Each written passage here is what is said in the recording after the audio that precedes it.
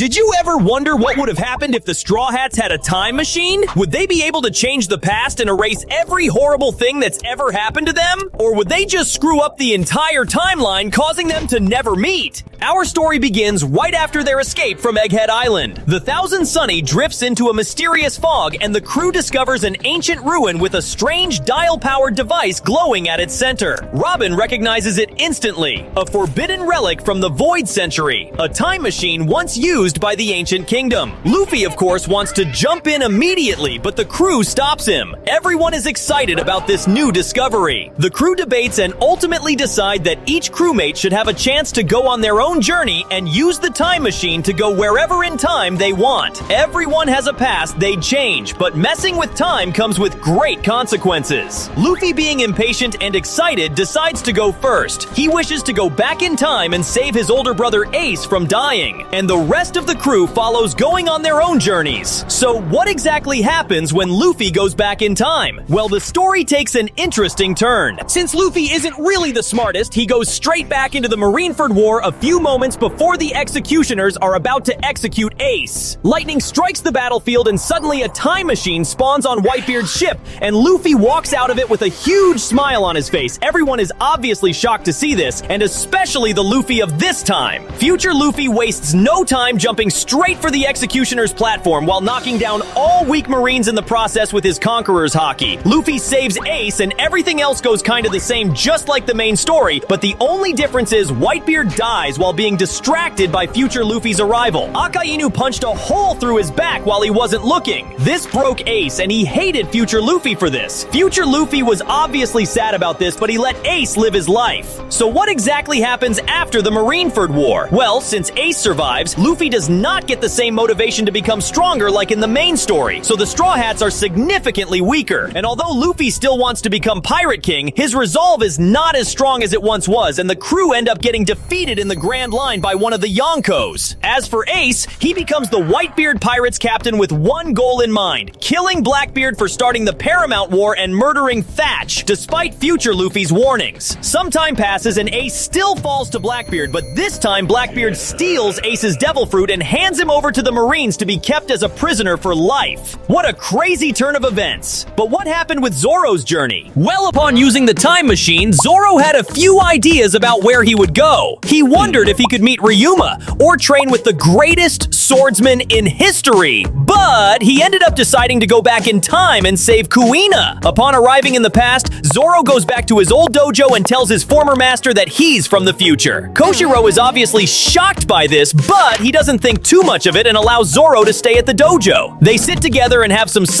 while Zoro tells him stories about his journey with the Straw Hats, meeting a zombie Ryuma and how strong he became, and even showed off Enma. He also told him about Kuina's death and that he can't allow her to mess around with stairs, and so that's what he did. Zoro also spent time watching young Zoro and Kuina training, and this caused him to shed a tear. Kuina survives because of Zoro's intervention, but this has some serious effects on the timeline. Zoro preventing Kuina's death causes her to become his rival, constantly competing against one another to see who becomes the strongest. Instead of pushing himself for her dream, Zoro has no singular vow to carry since Kuina is still alive and can carry on her dream on her own. Kuina grows up and possibly even surpasses him due to her overcompensating for being a woman. Zoro never meets Luffy and never joins the Straw Hats, as his focus was only getting stronger as a swordsman and not looking for adventure. I'll reveal the crew's reaction to all these changes to the timeline by the end of the video, so keep watching. Okay, now let's talk about what happened during Nami's journey through time. As soon as Nami saw the time machine, she knew exactly where she was going. Obviously to free Kokoyashi Village earlier and spare Belmare's life. So how exactly will Nami do this? Well, Nami is pretty smart, so she thought the best way to save Kokoyashi Village and Belmare is to go way back before Arlong even stepped foot in the village. And by way back, I mean she went back to the time when Arlong was still part of the Sun Pirates and got thrown in jail. Once Nami arrived, she went looking for Jinbe and the Sun Pirates, eventually finding them right before Jinbe was about to release Arlong from prison. She pleaded to Jinbe, telling him that she's from the future and the horrible things Arlong did after being freed. Jinbe was obviously confused, but he did have some sense of trust in Nami's story because Arlong always showed signs of doing evil things. So eventually he agreed to not free Arlong, which made Nami extremely grateful. But because of all this, Nami never became a pirate as she lived a comfortable, happy life with Bellmare, Nojiko, and all the other villagers. Aw, this was actually so wholesome despite Nami never joining the crew. When Usopp first got hold of the time machine, his instinct was to jump straight into the future and see whether the crew had finally found the One Piece. But after some thought, he chose a different path, the past. Usopp traveled back to be with his mother again. He spent every moment by her side, filling her in on the life he lived, the adventures he had, and the friends he made. They laughed, cried, and shared the time they never got in his real childhood. But Usopp didn't stop there. He confronted his father Usopp directly. Face to face, he told him the harsh truth that he was a terrible father for leaving, and that once his wife passed away, he had no right to abandon his son too. The words cut deep, and Usopp was shaken to his core. Racked with guilt, he rejected Shanks' invitation to join the Red Hair Pirates, deciding instead to remain in Syrup Village. But this had some catastrophic consequences on the timeline, because Usopp was such an integral part of the Red Hair Pirates. Him not joining made the crew much weaker, causing them to not have the same reputation they had in the main story. In the main story, Shanks spends a year in Fuchsia gathering supplies and men. Usopp being from Syrup Village gives the crew a reason to linger in East Blue, but with him not joining makes Shanks less likely to stick around that long, prompting him to leave way before inspiring Luffy to chase his dream of piracy. Instead, Luffy went down a different path entirely. He joined the Marine, and with Luffy never setting sail, Usopp never had the push to leave Syrup Village either. Yikes, this timeline took a serious turn. At least Kuro won't be able to trick Kaya with Usopp on the island. Did Sanji fare any better on his own journey through time? Well, he obviously went back in time to stop Judge and save his mother. He returned to the past and prevented Sora from ever taking the drug to counteract the Germa genes. After doing this, Sanji wept. Seeing his mother once again brought back so many memories. He caught up with her, telling her everything. Her eyes filled with pride told Sanji he is the best thing that's ever happened to her. Sora survived, and young Sanji finally had the loving parent he always longed for. Her presence even softened Judge's cold, ruthless heart,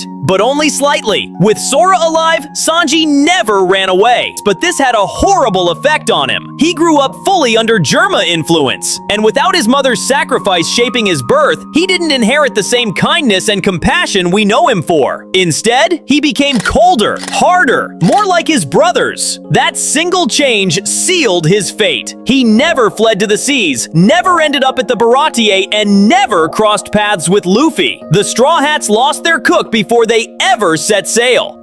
So much for rewriting his pain into something better. Unlike Chopper, whose journey miraculously had zero effect on the timeline. Well, to understand that, we have to look into what happened during Chopper's journey. Of course, we all know Chopper would want to go back and save his beloved mentor, Hiraluk, but would he be able to? I don't think so, seeing as Hiraluk had an incurable disease, and at this point in time, Chopper has not yet been able to cure every single disease known to man. So I think Chopper would just spend his time with Hiraluk. They would share stories, and Chopper will even tell him that he's from the future. Seeing Hiraluk one more time would cause Chopper to burst into tears, as he has no way of saving him even with the power to go back in time. Hiraluk consoled him, telling Chopper it's all right, he's lived a long and wonderful life. But what would happen to the timeline? Well, nothing, since Chopper did not change anything from the original timeline. The same cannot be said for Robin. You see, when Robin recognized the strange relic from the Void Century, she knew the time machine would be her way to right the wrongs of the world government.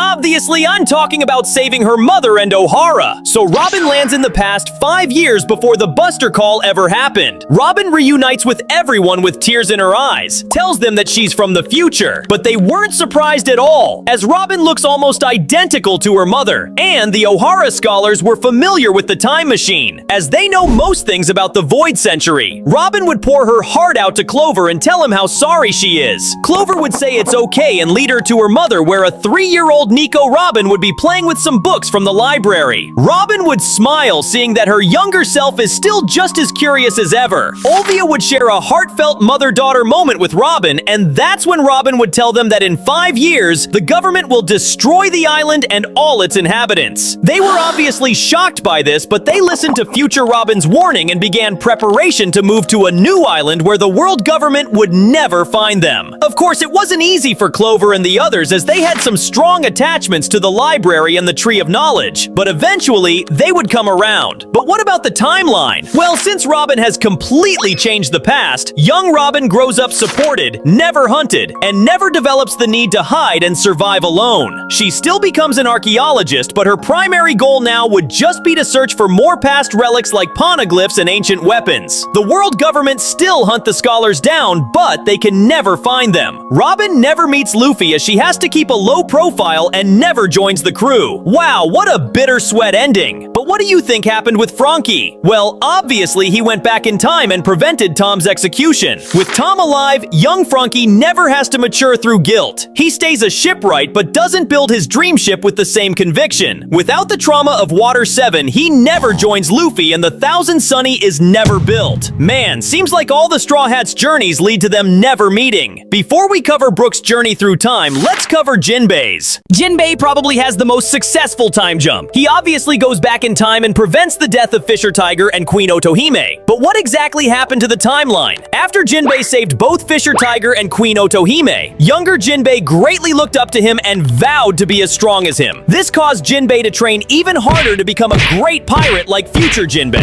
Fisher Tiger continued leading the Sun Pirates and even came to trust humans even more. Raising Koala on the ship taught him that human blood is not so bad. Otohime continued pushing for peace and achieved her goal of mass relocating Fishman Island residents to the surface world. Jinbe stayed loyal to Tiger and Otohime, never joining Big Mom and later never allying with Luffy. And finally, we have to talk about Brook's journey. Brook always regretted not being strong enough to save his old pirate crew, but now he finally has the chance to do so. So he went back in time a few months before the Rumbar Pirates' demise. He arrived on the ship and all his crewmates were extremely shocked to see two Brooks. But he explained to them that he's from the future. He then broke into tears and told them everything that happened when they entered the Florian Triangle. Saddened by this, younger Brook started playing his favorite song, Bink Sake, and everyone cheered up and began to party. It was such a wholesome moment. The crew promised future Brook that they would not go through the Florian Triangle and try to survive. And this had some insane effects on the future. The Rumbar Pirates sail on, but Brook never eats the Revive fruit since he never dies. They meet up with Laboon much earlier as Brook told them that he waited for a long time in the future. Brook never experiences his 50 years of loneliness, the thing that gives his bond with the Straw Hats so much weight. He stays with the Rumbar Pirates and never meets Luffy. Every choice warps the world, shattering the threads that once tied them together. The Straw Hats watch visions of broken futures, a world where they never meet. The crew returns to the present, shaken. They realize that every loss, every tragedy, and every scar made them who they are. The time machine doesn't just alter events, it erases the bonds they built. Robin, with tears in her eyes, says, "History cannot be erased, even our own." Sanji smokes in silence. Zoro grits his teeth. Nami clutches her tattoo. Luffy, for once, doesn't smile. But then he stands up, slamming his fist on the machine. "I don't care about the past. I just want all of us together, right here, right now. That's enough for me." The others nod. Together, they destroy the time machine before it can tempt them again. As the waves crash against the Sunny, the Straw Hats gather on deck. The sunset bleeds gold across the horizon. They raise their mugs, toasting not to the past, but to the future. "We've already got the greatest treasure," Luffy grins. "Each other. Whatever pain they carry, they know one thing. They found each other because of it." Want to know what would happen if the Straw Hats were at Marineford with their current abilities? Watch this video!